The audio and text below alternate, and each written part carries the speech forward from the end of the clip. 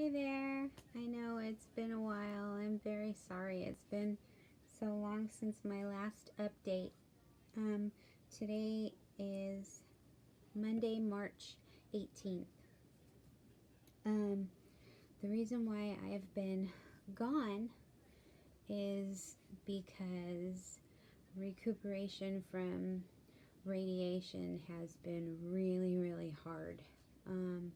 I was expecting, because I did so well through chemotherapy and then through the chemo and radiation while I was getting it, I figured, oh, recuperation was going to be a breeze.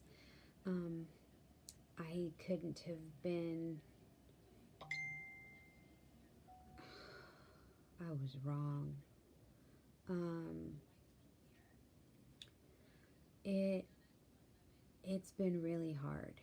Um, Basically, I've been sore from rib cage to rib cage, from side to side. I really feel like my insides have been microwaved.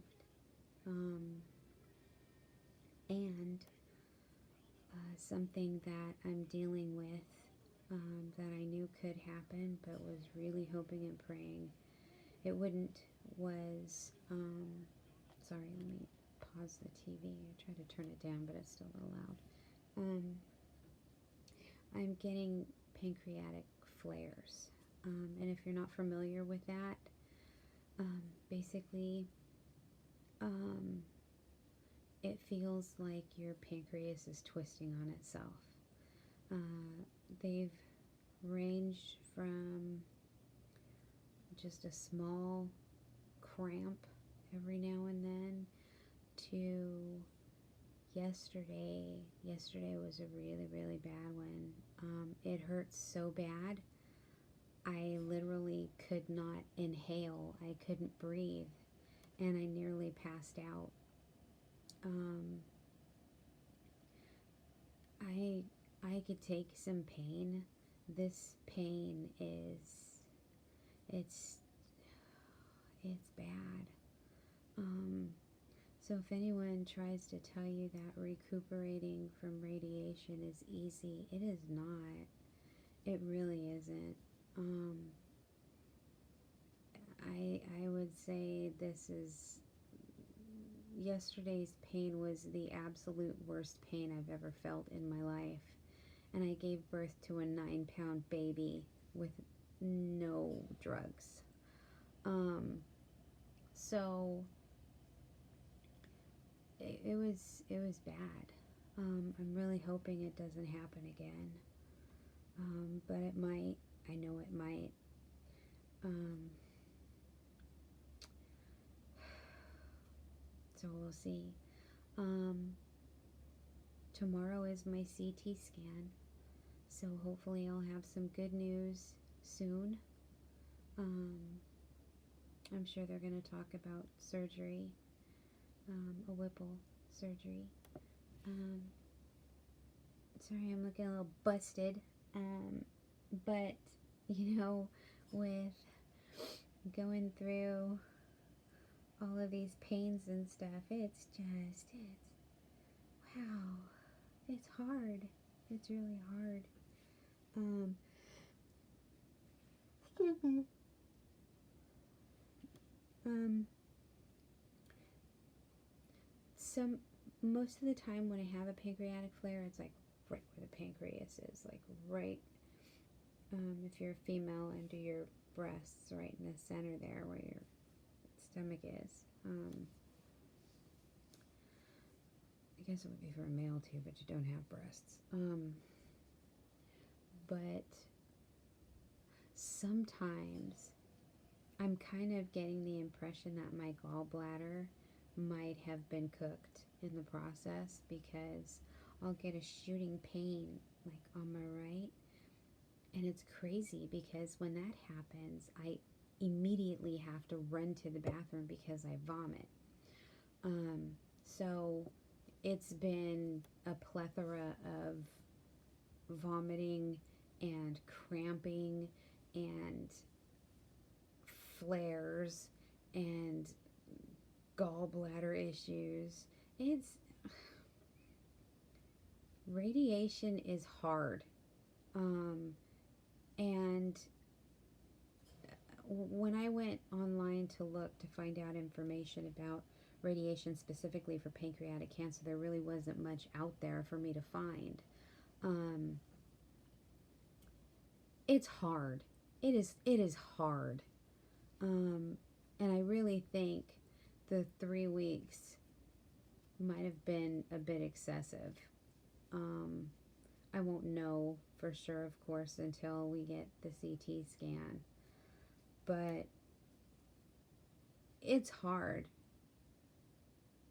Just know that while you're getting the treatments, you may not feel bad, but once the treatments stop, it's like that's when all hell breaks loose. The one thing that I found that helps at least a little is getting in a hot bathtub. I know I've talked about it before, but that little inflatable bathtub that I got has been a lifesaver. I would get in there 2 and 3 times a day just to, you know, ease these pains. One other thing that I found helped me to sleep specifically, believe it or not, is laying on my stomach, just laying on my pancreas. And that's helped to sleep. Believe me when I say I got through the majority of it high. Edibles really saved me as far as being able to sleep.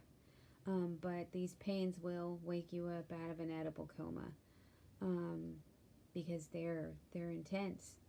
I also found that putting a hot water bottle on it doesn't help. Because of the weight of it sitting on it, it actually causes more cramping, for me anyway. I've lost a little more weight, you can probably tell. I'm about 135 right now, which I'm not happy about because I'm supposed to be using this time to put on weight prior to the Whipple. I'm hoping they give me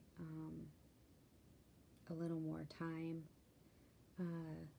so that I could at least try to put some more weight on. There were days where I could barely get out of bed. I was so weak.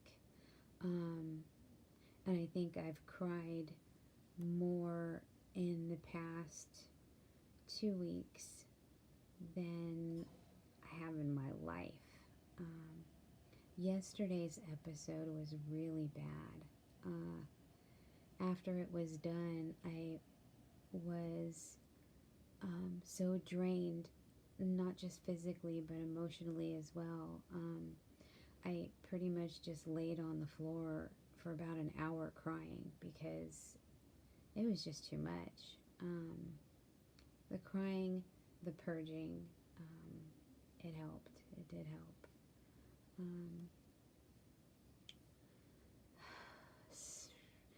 The things you were able to eat during your radiation treatment may not work after radiation. Like I make homemade chili beans, and I was able to eat that before and during treatment, and after treatment it made me vomit. I'm still taking my Creon when I eat, but I don't know. It's been a ride. I notice my thing is sticking up more now, and you guys know I'm always complaining about that. It's probably the least of my worries, but I complain about it all the time. But yeah, if you choose to do radiation, just know it's harder than chemo. For me, it was harder than chemo. I still have my hair. It's still, it's thin up here. I've got the comb over going on because it helps, hide my scalp. And obviously, I still have all my curls.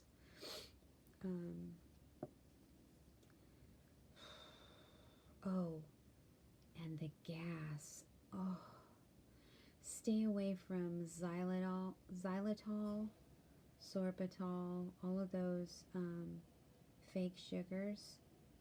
They, at least for me, they caused me a lot of gas, which in turn caused a lot of pain. Excuse me. Every now and then I'd want, a sugar-free candy, and I'd eat one or two, and oh man, it was bad. I didn't get, heads up, gross talk. I didn't get diarrhea during chemotherapy, nor did I get it during radiation. After radiation, I essentially turned into a faucet, so Imodium has been my best friend. Yesterday, or was it the day before? It might have been the day before. I stopped taking edibles. I have not at all taken any of my hydrocodone, only because I don't know when the pains are going to hit, and I don't want to medicate myself the whole day. If it's just the cramping, I can deal. If it's the gallbladder issue, yeah, I vomit and it hurts, and not the vomiting, but the gallbladder pain hurts. But I can deal. It's these pancreatic flares that really level me. They lay me out. And I talked to my doctor about it, and he's like, yeah, that sounds like a pancreatic flare, and there's really nothing we could do about it. Really?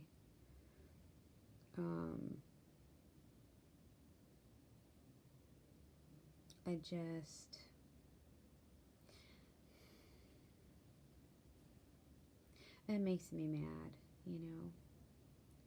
but we'll see. I hope and pray I don't have these after my surgery. If I have to go the rest of my life with these, like, flares, it's gonna be hard. I think I told you guys the last time I found out some information. Yeah, I did, because I was bawling my head off. My tumor markers are at 32. I'm kind of like I have a little worry. It's like, it sits like right here and talks to me in this ear. I've been without treatment for, tomorrow will be 2.5 weeks. And it's like, oh no, is it giving the cancer the opportunity to grow back? But then again, I read somewhere that chemo and radiation continue to work through your system for a while after it stops. Not as in days, but a while as in weeks and months. So I'm trying to mellow my thoughts in reference to that. But I'll find out tomorrow. I'm so afraid of getting on that CT table and having a pancreatic flare. I guess if it happens, I'm in the best place possible. And I guess if it happens during the CT, they'll be able to see what's going on with it. I just don't want to have another. Not being able to breathe scared the hell out of me. It really scared me. So anyway, I asked my oncologist too, do I have to have contrast when I get my CT? And he said yes. I hate that stuff. And it's not even the whole fact that it makes you feel like you peed yourself. It just makes me feel junky. I don't know why I'm yawning so much. I've been sleeping at least 7 hours for the past 2 nights, maybe 3 nights. But yeah, I'm sorry about the yawning. Again, I apologize for the delay in coming back and talking to you guys. I was just beat up. And you know, I'm in a couple different cancer groups. And it's kind of strange because just recently there was a post specifically in one group that said that someone's loved one was going through radiation but had to wait 2 to 3 months, might have been 2 months, might have been 3 months, I'm not sure, to get a CT scan. And I was just thinking, that's kind of a long time to wait. I mean, I know you're swollen inside, but my oncologist said, 2.5 to 3 weeks. Of course, I scheduled it at 2.5 because I'm impatient. And I just want to know what's going on. There's nothing worse than like going through your life and not knowing what's going on. I think the worst part about this whole situation is I feel like I'm being held captive by my pancreas. And the reason why I say that is because I'm afraid to go anywhere by myself, because if I have an attack in a store and I'm by myself, that's going to be really terrible. Or if I'm driving myself to a store and I have a pancreatic attack, it worries me. So I don't do much. I've driven a couple times, and during those times that I've driven, I've been really fearful. If I felt anything, I pulled over, of course. But you kind of feel like your body's holding you hostage, that you can't be normal because, well, you're not normal. So that's another thing to think about. Lately I've been seeing a lot of things too about people saying, oh, don't do chemo, chemo's bad for you. Don't do radiation, radiation's bad for you. You know what? Everything is bad for you. I wish I could say I did this completely in a homeopathic way, but I didn't. I think I got the best of both worlds and kind of commingled them.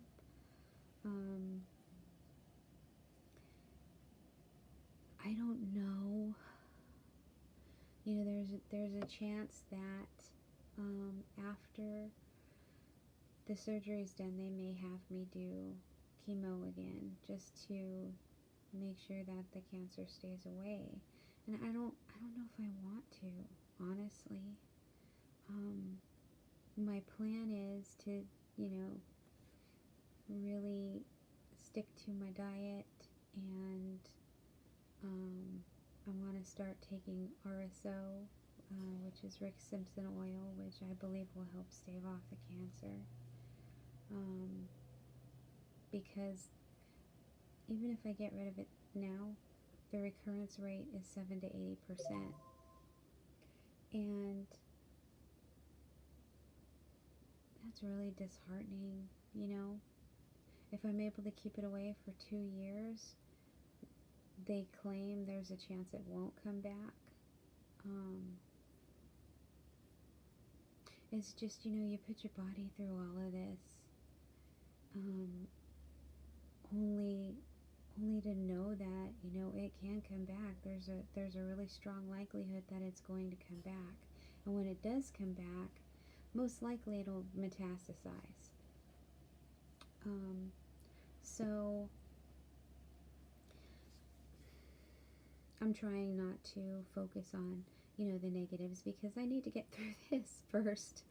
But I'm with acknowledging what could happen. I have put myself in a place where I can plan for my future. I can plan and do things that will help me to keep it away. So there's that. Usually when I talk to like a family member about it and I say, there's a strong chance it's going to come back, they're like, don't focus on that. And it's like, you have to, if you're going to be realistic about this whole journey, you have to know what could happen in order to try to prevent it, You want to have some kind of preventative measures in place. And as far as I'm concerned right now, chemotherapy is not it. I responded really great to the FOLFIRINOX protocol, and I did excellent on the Gemzar. If they ever suggest radiation to me again, I would rather stick forks in my eyeballs than go through radiation again, truth be told. There's no way in hell I'm going through radiation again. There's not. And I say that because this is the hardest fight I've ever been through in my life.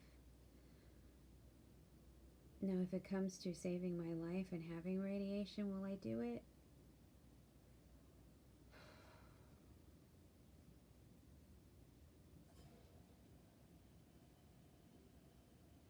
I'm going to have to do whatever I can to stay alive, so I guess as much as I say I would never do it again, I probably would, if only to have that extra time with my kids. So yeah. When we talked about surgery, my oncologist mentioned end of March, beginning of April. Oh, God. Sorry.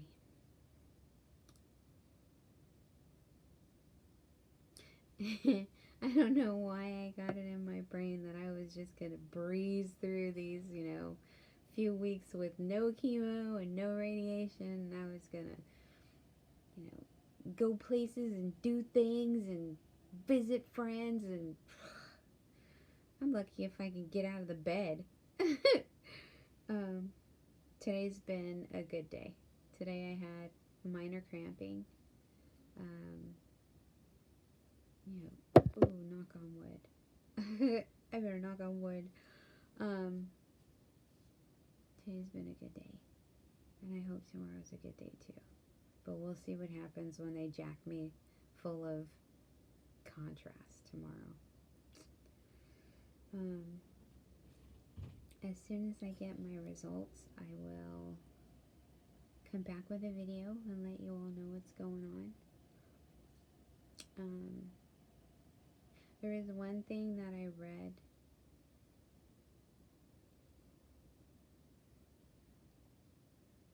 and I kind of believe it. You can live with cancer. You can survive and still have cancer. I think all of us have cancer in us. Just some of us, our immune systems are really, really good at beating it, at fighting it off. And others of us, we're here.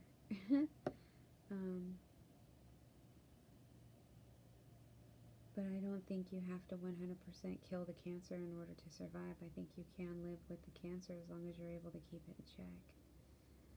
That's just some stuff I've read, though. It just made sense to me. So I'm going to close this out. This is getting close to the half-hour mark, and usually when it gets to the half an hour, it just cuts me off. It's like, shut up, lady. So I think that's it. I will be coming back to you soon with some results and information and hopefully a surgical date. And even that I'm really afraid of. But gotta do what I gotta do, right?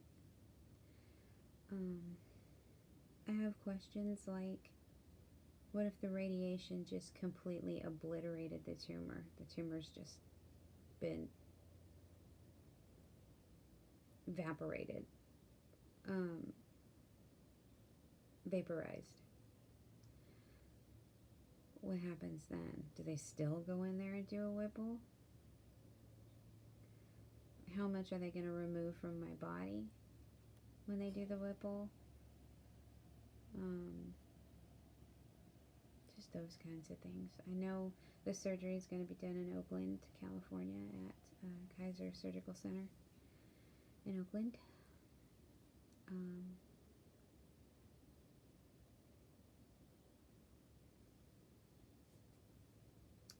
We'll see.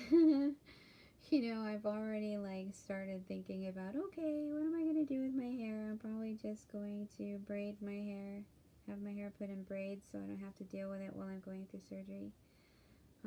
Maybe. I don't know. I bought a couple word search books to keep me occupied for when I've killed my batteries on all of my tablets and iPads and iPhones, because I know I'm going to. Just stuff like that. I just felt a little something going on there. I hope it's... Anyway, I'm gonna go. So, thank you for watching, and thank you for your comments, guys. I'm so sorry I haven't been able to get to responding to them. I will at some point. I'm not going to make any promises as to when I'm going to do it, but I will at some point. Oh, I bought these emoji stickers from online, and maybe the next time I come back I'll show you if I remember. But in my planner, I actually put the little vomit emoji guys every time I would throw up. And the crying emojis every time I got a pancreatic flare. And I just open it, and even though it's, you know, it's a little tragic, it just makes me laugh. I guess you gotta find the humor in everything, right? So anyway, you guys have a wonderful evening. I hope you're off to a great start of a great week. Thank you for watching the videos. Thank you for having patience with me coming back. And hopefully, you know, God willing, hopefully I will come back with some really good news. So I'll talk to you guys soon. Bye.